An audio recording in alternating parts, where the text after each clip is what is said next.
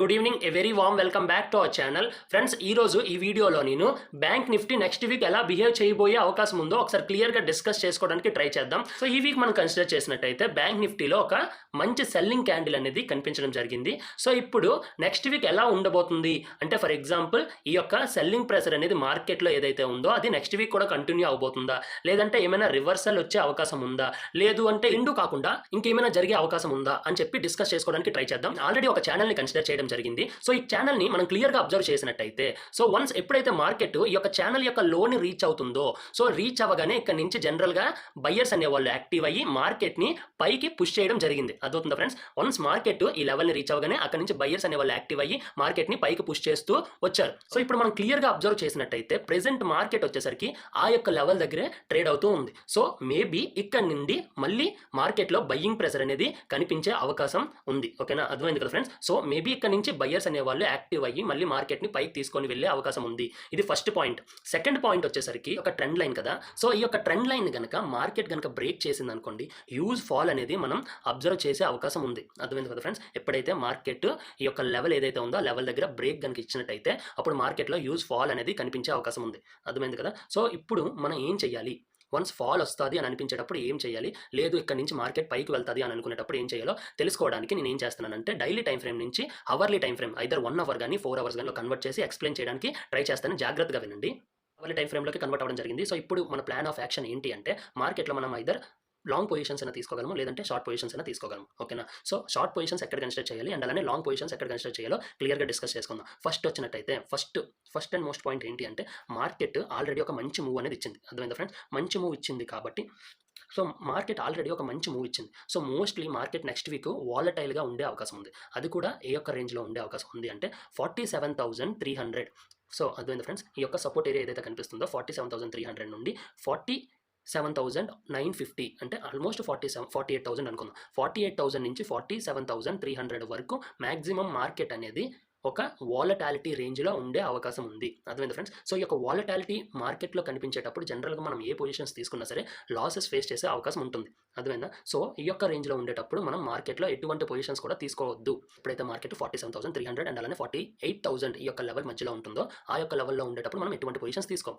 So next మనం ఎప్పుడు short positions తీసుకోవాలి అండ్ ఎప్పుడు లాంగ్ పొజిషన్స్ తీసుకోవచ్చు అని ఒకసారి క్లియర్గా డిస్కస్ చేసుకుందాం. సో లాంగ్ పొజిషన్స్ ఒకసారి చెప్తాను, జాగ్రత్తగా వినండి. లాంగ్ పొజిషన్ ఎప్పుడు అంటే, ఇక్కడ చూసారా మార్కెట్, నేను చెప్పాను ఆల్రెడీ. సో ఇక్కడ మనం చూసినట్టయితే మార్కెట్ ఆల్మోస్ట్ ఒక సపోర్ట్ అండ్ అలానే ట్రెండ్ లైన్ సపోర్ట్ ఏరియా దగ్గర ఉంది.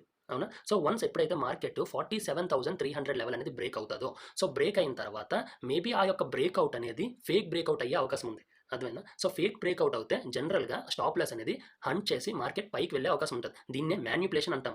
అర్థమైందా? సో ఆ యొక్క మ్యాన్యుపులేషన్లో మనం స్కాల్ప్ చేసి లాంగ్ పొజిషన్ తీసుకునే అవకాశం ఉంది. ఈ యొక్క స్కాల్పింగ్ పొజిషన్స్ తీసుకోవడానికి మీ యొక్క ప్రెజెన్స్ ఆఫ్ మైండ్ చాలా ఇంపార్టెంట్. అర్థమైందా? సో 47,300 లెవెల్ బ్రేక్ అయిందని చెప్పి మీరు ఒక మంచి రెడ్ క్యాండిల్ చూసి కిందకి పొజిషన్స్ తీసుకోవడం, షార్ట్ పొజిషన్స్ తీసుకోవడం మొదలు పెడతారు. సో ఆ యొక్క షార్ట్ పొజిషన్స్కి ఎంతో కొంత స్టాప్ లాస్ పెట్టుకుంటారు కదా.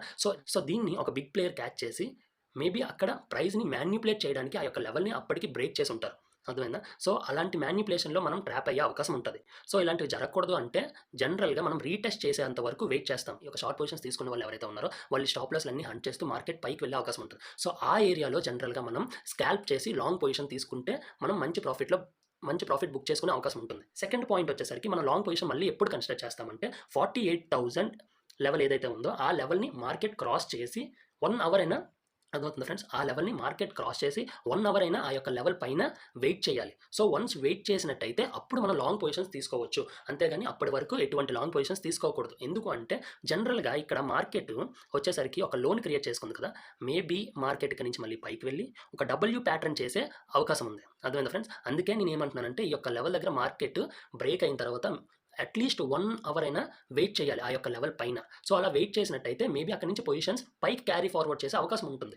అంతేగాని అప్పటి వరకు ఎటువంటి లాంగ్ పొజిషన్స్ అయితే తీసుకోవద్దు. అర్థమైంది కదా ఫ్రెండ్స్? సో నెక్స్ట్ వచ్చేసరికి షార్ట్ పొజిషన్స్ ఎప్పుడు తీసుకోవాలి. జనరల్గా ఈ షార్ట్ పొజిషన్స్ తీసుకోవాలి అంటే ఒక సినారియో చెప్తాను. ఆ సినారియో మీకు కనిపిస్తే అప్పుడు తీసుకోవడానికి ట్రై చేయండి. సో ఈ యొక్క సినారియో ఏంటి అంటే, మార్కెట్ ఇక్కడ నుంచి బ్రేక్ అయింది అనుకుందాం. అంటే 47,300 లెవెల్ బ్రేక్ అయిన తర్వాత మళ్ళీ ఏం చేస్తుంది, ఆ లెవెల్ని రీటెస్ట్ చేయడానికి వెళ్తుంది. సో రీటెస్ట్ చేసిన తర్వాత మార్కెట్ మళ్ళీ కింద పడే అవకాశం ఉంటుంది. అర్థమైందా? సో మనం జనరల్గా ఇటువంటి సిచ్యువేషన్లో మేబీ ఈ పొజిషన్ ఏదైతే ఉందో అంటే ప్రీవియస్గా చేసిన లో ఏదైతే ఉందో వన్స్ ఆ లోని బ్రేక్ చేసినట్టయితే మార్కెట్, అప్పుడు మీరు పొజిషన్ ఇక్కడ ఎంటర్ అవ్వచ్చు. అర్థమైందా? అండ్ స్టాప్ లాస్ వచ్చేసరికి దీనిపైన పెట్టుకుంటే మీరు మంచి ప్రాఫిట్ చూసే అవకాశం ఉంటుంది షార్ట్ పొజిషన్స్లో. ఓకేనా? సో ఈ యొక్క షార్ట్ పొజిషన్ అనేది మీరు హోల్డ్ చేయొచ్చు, స్కాల్ప్ చేయాల్సిన అవసరం లేదు, హోల్డ్ చేయొచ్చు. అర్థమైందా? సో ఇది మన ప్లాన్ ఆఫ్ యాక్షన్ అనమాట నెక్స్ట్ వీక్కి. మీకు ఇందులో ఏమైనా డౌట్ ఉంటే, సో మీకు ఇప్పుడు చెప్పిన దాంట్లో ఏమైనా డౌట్ ఉంటే మీరు కామెంట్ సెక్షన్లో మెన్షన్ చేయండి, నేను ఆ డౌట్ని క్లారిఫై చేయడానికి ట్రై చేస్తాను. అర్థమైందా? So thank you and next వీక్లో మనం thank you for your patience and మార్కెట్లో thank you for your patience. మళ్ళీ నెక్స్ట్ వీక్ కలుద్దాం. Thank you for your patience. మళ్ళీ నెక్స్ట్ వీక్ మనం లైవ్ ట్రేడింగ్ సెషన్స్ అనేవి కండక్ట్ చేస్తాము. ఆ యొక్క లైవ్ ట్రేడింగ్ సెషన్స్లో మళ్ళీ కలుద్దాం.